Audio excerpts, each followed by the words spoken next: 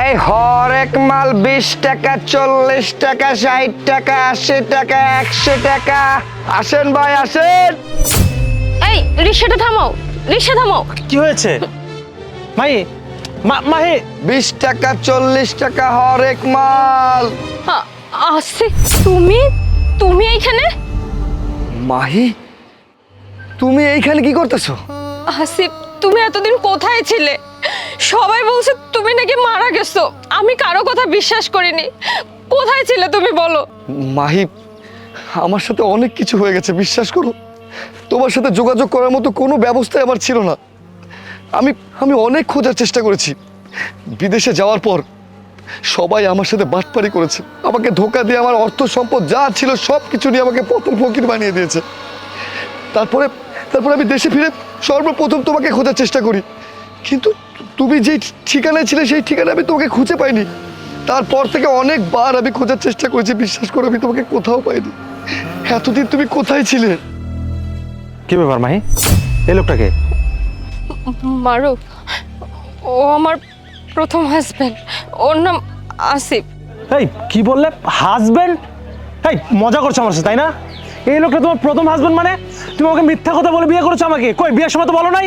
মারুফ, আমাকে সবাই বলেছিল ও মারা গেছে, ও বেঁচে নাই, তাই আমি তোমাকে কোনো কিছু জানাইনি। ভাই, আমি আমি ওকে ফেলে চলে যাইনি ভাই। আমি 11টা বছর আমি বিদেশে ছিলাম। বিদেশে কাজ করতে গিয়ে ওখানকার লোকেরা আমার সর্বস্ব আমার কাছ থেকে কেড়ে নেয়, আমাকে পথের ফকির বানিয়ে দেয়। তারপরে 11টা বছর আমাকে জেল খাটিয়েছে বিনা দোষে। আমার কোনো দোষ ছিল না, আমার কোনো কিছু করার ছিল না। বিশ্বাস করুন ভাই, শুধুমাত্র এই কারণে আমি ওর সাথে কোনো যোগাযোগ করতে পারিনি। কিন্তু আমি ওকে ছেড়ে চলে যাইনি, আমি পরিস্থিতির শিকার ছিলাম। আমার সাথে এমনটা হয়েছে ভাই। সে যাই হোক, তুমি নিখোঁজ ছিলে, ভালো কথা। তুমি এটা ভেবো না যে ফিরে এসে আমার ওয়াইফের উপরে আধিপত্য দেখাবে। শোনো, সে এখন আমার স্ত্রী, তুমি এখান থেকে চলে যাও। ভাই বিশ্বাস করেন, এতদিন পর এসে আমি ওর উপর কোনো কর্তৃত্ব খাটাতে চাচ্ছি না। এতদিন পরে যোকে আমি দেখতে পেরেছি, এটাই তো আমার জন্য অনেক। সে বেঁচে আছে কিনা মারা গেছে তাও তো আমি জানতাম না। 11টা বছর আমি অনেক চেষ্টা করেছি খোঁজার, কিন্তু আমি তাকে খুঁজে পাইনি। তাকে যে আজকে আমি দেখতে পেয়েছি, এটাতেই আমার আত্মার শান্তি হয়ে গেছে ভাই। মারুফ, এটা সত্যি অপ্রত্যাশিত, কিন্তু বিশ্বাস করো আমি জানতাম না যে আসিফ বেঁচে আছে। আমি এটাই জানতাম যে আসিফ মরে গেছে। দেখো ভাই, আমি বুঝতে পারছি একজন একজনকে তোমরা অনেক ভালোবাসতে, কিন্তু এই কথা এখন বলে লাভ নাই। তোমাদের মাঝখানে অনেক দিন চলে গেছে, পুরো 11টা বছর। আর আমি চাই যে তুমি ওকে ভুলে যাও, কারণ ও এখন আমার স্ত্রী, আমাদের একটা সংসার আছে, আমাদের সন্তান আছে। প্লিজ তুমি ওর কাছ থেকে দূরে চলে যাও। কাকে ভুলে যাওয়ার কথা বলতেছেন ভাই? 11টা বছর যার স্মৃতি আমি বুকে নিয়ে বেঁচে আছি, যাকে আমি ভালোবাসি, তাকে আপনি ভুলে যেতে বলছেন ভাই? ভোলাটা কি এত সহজ? একটা মানুষের স্মৃতি নিজের বুকে আগলে রাখার পরে তাকে কি দূরে ঠেলা এতটা সহজ ভাই? আমি ভুলে যেতে পারবো না ভাই। আসিফ, আমি তোমাকে অনেক খুঁজেছি, অনেক। শহরের অলিগলি, আত্মীয় স্বজনের বাসা, যতটা আমার পরিচিত জায়গা ছিল সব জায়গায় আমি তোমাকে খুঁজেছি, কিন্তু কোথাও পাইনি। তোমার আত্মীয় স্বজন সবাই বলছে তুমি মারা গেছো, তুমি বেঁচে নাই। এক সময় গিয়ে আমি তোমাকে ভুলে যাওয়ার চেষ্টা করি। আমার জীবনে মারুফ আসে, ও আমাকে অনেক ভালোবাসে।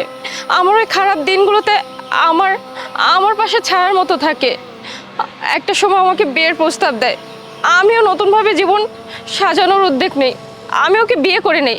আর শুনলেই তো, আমাদের এখন একটা সন্তানও আসছে। আমি অনেক ভালো আছি ওর সাথে, আমি ওকে ছেড়ে কোথাও যাব না।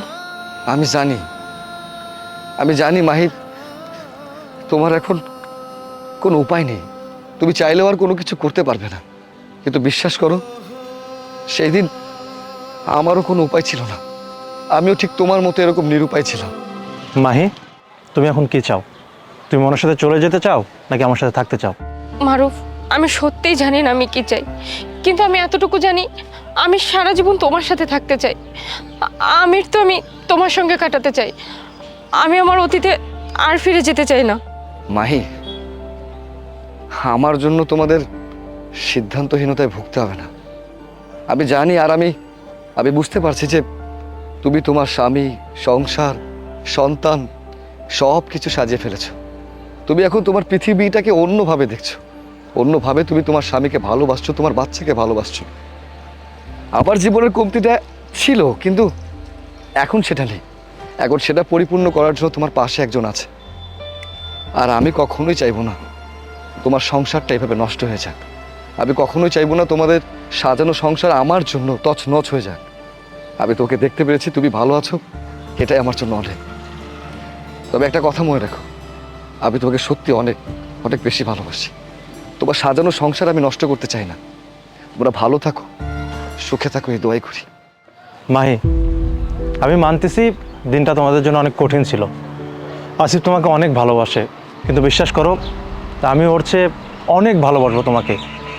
আর ও চাইলে তোমাকে স্যার থাকতে পারবে, কিন্তু এখন আমি এমন পর্যায়ে আসছি, আমার একটা ফ্যামিলি হয়েছে, আমার একটা সন্তান আছে, আমি তোমাকে স্যার থাকতে পারবো না।